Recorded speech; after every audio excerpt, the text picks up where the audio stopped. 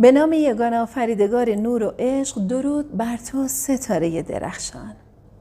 اگر توی زندگیت احساس میکنی که گم شدی، احساس نارضایتی میکنی و احساس میکنی یک سری چیزها داره تو رو آزار میده، این یک پیام فوق‌العاده قدرتمند از کائنات و جهان هستی برای شما هست. این یک آگاهی است. شما جزئی از این کهکشان هستید. بازیگرانی به هم متصل. اسرار آفرینش را به شما نگفتم.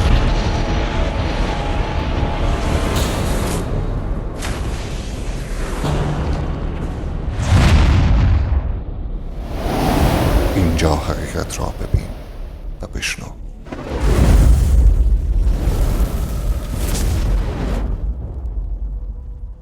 عزیزانم، انسان وقتی که یاد میگیره به سکوت ذهن برسه و ذهنش رو ساکت کنه، اون لحظه است که ذهنش روشن میشه، اون لحظه است که ذهنش بیدار میشه.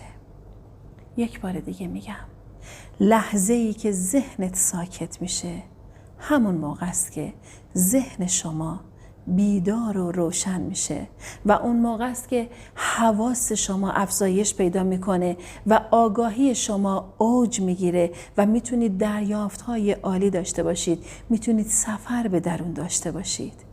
حالا چجوری ما میتونیم به این شرایط و موقعیت برسیم؟ خب همینطور که توی ویدیوهای مربوط به کانال رویا تاروح گفتم، مراقبه و مدیتیشن باعث میشه که ما به مرور زمان یاد بگیریم در لحظه باشیم و به سکوت ذهن برسیم. یه سوالی که برای بعضی از عزیزان پیش اومده بود، البته مربوط به این ویدیو نمیشه ولی خب احساس میکنم لازمه که من بگم، اینه که بعضی از عزیزان پرسیده بودن من نمیتونم تمرکز کنم برای اینکه مدیتیشن انجام بدم یا توجهم رو بذارم روی تصویرسازی، باید چه کار کنم؟ اولین کاری که باید انجام بدید، این روش فوق‌العاده عالی و قدرتمند هست که به شما خیلی کمک میکنه. یک هفته کامل به محض اینکه از خواب بیدار میشید در حالت مراقبه قرار بگیرید، بنشینید، دستهاتون رو، حالا این دوتا انگشت رو اگر به هم وصل میکنید یا این دوتا انگشت رو روی زانوهای خودتون میذارید، چشمهاتون رو میبندید، آلارم ساعتتون رو تنظیم کنید، به مدت ربع ساعت الی 20 دقیقه فقط یک هفته تمرین میکنید که شما ثابت و بی حرکت باشید. و وقتی که این تمرین قدرتمند رو انجام دادید، هفته دوم کاری که انجام میدید اینه که تمرکز میکنید روی تنفس خودتون. نفسهای عمیق داشته باشید و هر وقت احساس کردید که حواستون داره پرت میشه، سریع برگردید توی لحظه و تمرکزتون رو بذارید روی صدای نفسهاتون. موزیک و هر چیزی اصلا نیاز نیست پخش بشه، یعنی نباید پخش بشه. چرا؟ چون شما قرار تمرکزت رو بذاری روی لحظه حال. و در هفته سوم وقتی که یاد گرفتی ثابت و بی حرکت باشی و یاد گرفتی که سعی کنی در لحظه باشی و هر وقت که ذهنت فرار کرد برگردی به خودت اون لحظه و تمرکزت رو بذاری روی صدای نفسهای خودت، تمرین هفته سوم اینه که توجه و تمرکزت رو میذاری روی یکی از خواستهات و مدام مجسمش میکنی. و این تکنیک که یک تکنیک فوق‌العاده قدرتمند هست، به شما کمک میکنه که قدرت تمرکز شما بالا بره و بتونید به بهترین حالت ممکن مدیتیشنتون رو انجام بدید. و حالا برگردیم به بحث اصلیمون. اگر ذهن شما هیچ فکری نداشت، هر تصمیمی که میگرفتید خیلی سریع و آسون براتون اتفاق میافتاد که بهش میگن بی ذهنی. یعنی لحظه ای که ما تمرین کنیم در لحظه حال باشیم، به هیچ چیزی فکر نکنیم، فقط حواسمون به اطرافمون باشه، به صدای اطرافمون باشه، فوق‌العاده به شما کمک میکنه برای رسیدن به خواسته هاتون. عزیزانی که ممکنه براشون این سوال پیش بیاد اصلا اینا واقعیته؟ آیا میشه؟ بله میشه. آیا تجربه کردی که اینا رو داری با ما به اشتراک میذاری؟ بله. اگر تجربه نکرده بودم اصلا این رو با شما به اشتراک نمیذاشتم و یک تجربه فوق‌العاده عالی و قشنگی که من داشتم این بود که لحظه‌ای که چشم‌هامو میبندم و سعی میکنم در زمان حال باشم، اون لحظه وقتی که فقط صدای محیط و اطراف رو میشنوم و توی اون لحظه هستم، اتفاق فوق‌العاده عجیب و خاصی که برای من میفته که خیلی دفعه‌های اول یه جورایی برای من عجیب بود، این بود که حس میکردم تمام دنیا رو دارم میبینم. اصلا انگار در عرض همون چند ثانیه روح من داره تمام دنیا رو میبینه. این تجربه‌ای بود که من داشتم که به لطف خوندن کتاب دکتر جو دیسپنزا من به این نقطه رسیدم و به لطف انجام مراقبه ها و مدیتیشن های زیاد. پس حتما این کار رو انجام بدید. مراقبه و مدیتیشن هاتون رو وقتی که تکرار کنید و سعی کنید در لحظه باشید، اتفاقات عجیبی براتون میفته که از این اتفاقات، از دل این اتفاقات رؤیاهای شما براتون محقق میشن. و پیام کائنات و جهان هستی به شما. خیلی از افراد ممکنه توی مسیر زندگی شما بیان که شما رو ناامید کنن، اصلا بخوان جلوی شما رو بگیرن برای رسیدن به خواسته هاتون، افکار منفی داشته باشن. خیلی از آدما ممکنه تو مسیر شما بیان که شماها رو آزار بدن، شماها رو بخوان اذیت کنن به شکل‌های مختلف.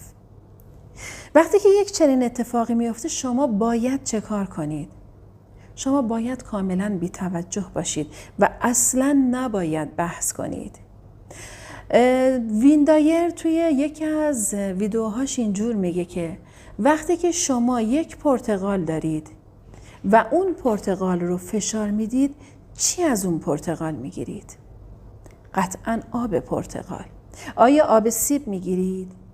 آیا آب آناناس میگیرید؟ نه، آب پرتقال میگیرید. پس اگر شخصی که عصبی هست اون شخص رو فشارش بدید، شخصی که داره شما رو تحریک میکنه اون شخص رو فشارش بدید، چه نتیجه میگیرید؟ اون حس تحریک کردن بیشتر، اون حس عصبانیت بیشتر. و اگر شخصی که عشق میورزه اون شخص رو فشارش بدی، چی ازش دریافت میکنی؟ فقط عشق دریافت میکنی. و ما توی زندگیمون انسانهایی رو داشتیم که توی مسیر زندگیمون اومدن و مثل یک فرشته عمل کردن که حتی اگر جایی هم ما رفتار اشتباهی داشتیم، همین فرشته های زندگیمون باز با عشق با ما رفتار کردن. پس عزیزان، اگر کسی رفتار شما رو تحریک میکنه، شما قرار نیست باهاش وارد بحث بشی و انرژی خودت رو از دست بدی. شما بحث نمی کنید و اون شخص رو رها می کنید. بشین. خب این آقایان ما خیلی امشب داره شیطنت میکنه و چندین بار دوربین رو تکون داده و الان من اینجا توجه هم داره به شما، حواسش به شما هم هست. به خاطر همین الان اینجوری من گرفتمش که شیطونی نکنه، نگرفتمش که خوابوندمش اینجا کنار خودم. و هر چیزی که شما رو تحریک میکنه توجهتون رو روی اون هم بردارید. هر چیزی که باعث آزار ذهنی شما میشه توجهتون رو روی اون هم بردارید. پس وقتی که خیلی قشنگ و واضح به این موضوع پی بردید که چیزی که شما رو تحریک میکنه فقط باید ازش فاصله بگیرید، کسی که شما رو تحریک میکنه فقط باید ازش فاصله بگیرید. و اینو در نظر داشته باشید، آدم‌هایی که عصبی هستن به خاطر یک سری غم‌ها و دردهایی که توی زندگیشون دارن به این نقطه رسیدن و اصلا این آدما نیاز به عشق خیلی بیشتر و بالاتر دارن و فقط بهترین کار اینه که شما چشمتون رو ببندید و نه اونا رو تحریک کنید و نه با اونا بحث کنید. چیز دیگه ای که باید بگم اینه که انسان‌های موفق از غم‌ها و دردهاشون به اوج رسیدن. اگر توجه کرده باشید هر انسانی که موفق شده وقتی که زندگی نامش رو بخونید میفهمید که اون شخص یه جایی انگار زندگیش منفجر شده بوده. انگار همه زندگیش رو از دست داده و بعد از اینکه از دست داده بوده همین از دست دادن باعث رشدش شده. همین از دست دادن یک نوع تضاد شده بوده توی زندگیش که از همین تضاد استفاده کرده بوده برای رسیدن به خواسته هاش. حالا این چیزهایی که من گفتم چه ربطی داره به این که ما ذهنمون خالی شه؟ شما وقتی که درگیر انسان‌ها نباشی، وقتی که رها کنی، وقتی که ببخشی و وقتی که سعی کنی برای چیزی بحث نکنی، ذهن خودت رو درگیر نکنی، حالا این بحث میشه با اشخاص و حتی بحث میشه با خودت برای رسیدن به خواسته‌ای که میشه همون نجواهای ذهنی. و وقتی که این کارها رو نکنی و به سکوت ذهن برسی، اون وقت به تمام خواستهات میتونی برسی. این روش یکی از روش‌های قدرتمند رسیدن به خواسته ها هست و اون اینه که از درد خودت رشد کن. انسان‌های غمگین رو که می‌بینی سعی کن درکشون کنی و باهاشون بحث نکنی. و اگر میدونید توی زندگیتون چیزی درسته، اصلا قرار نیست به خاطر اون موضوع شما با کسی بحث کنید یا به کسی جواب بدی.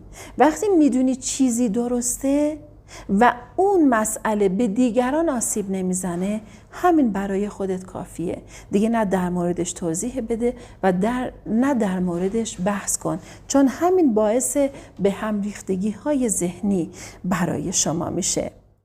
پس ذهنت رو خالی کن از هر چیزی که فکر میکردی آزارت میده، در صورتی که الان به این نتیجه رسیدی که هر انسانی مسیر خودش رو داره، شرایط خودش رو داره و بهترین کار اینه که بفهمی اونها هم نگاه خودشون رو به زندگی دارن و نباید باهاشون بحث کنی. و انسان‌هایی که حالشون بده، انسان‌هایی که عصبی میشن، انسان‌هایی که خشم دارن، این انسان‌ها بالواقع به یک آغوش پرمهر و به قلب پذیرای شما نیاز دارن. پس ذهن خودتون رو از هر چیزی که فکر میکنید آزارتون میده خالی کنید تا به خواسته هاتون برسید. در نهایت بهتون میگم قول ویدیوهای دیگه، تکنیک‌های عالی دیگه ای رو حتما بهتون میدم و تجربیات خودم رو حتما باهاتون به اشتراک میذارم و همین تکنیک هم من تجربه کردم و ازش نتیجه گرفتم، یک نتیجه فوق‌العاده عالی. ذهنتون رو از هر چیزی که باعث آزارتون میشه خالی کنید و با هیچ چیز و هیچ کسی، چه در ذهن خودتون چه شخصی روبرتون باشه، بحث و مجادله نداشته باشید و اجازه بدید که ایده ها وارد ذهن رها و آزاد شما بشن. در نهایت بهت میگم که یادت نره خیلی دوست دارم. یا حق، خدا نگهدار.